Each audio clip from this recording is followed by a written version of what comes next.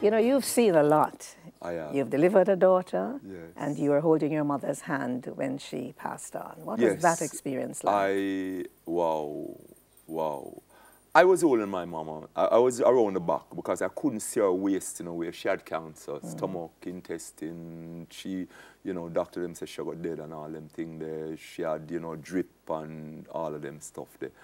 And I couldn't bear seeing her, and I was around the back. And something said to me, go inside, you can't, you know, I mean. Cause I didn't want to leave her. I slept on the floor beside her during them time there.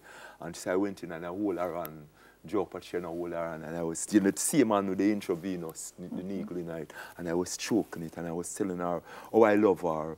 And, you know, I'm glad how she stood by me and, you know, wow, and, you know, our grandchildren, them grow up and thing. And, you know, she had seen the world and I've been traveling and, you know, and she has been so supportive and I love her and thing.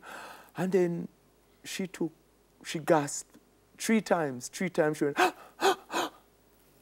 and may I tell you, if people tell me that, if a man attack me, I might say, I felt an energy pass from my mother into me, like a slight electric shock. I want to go all woman on. But I held it. And after the third, and I looked at her, and I realized she was dead.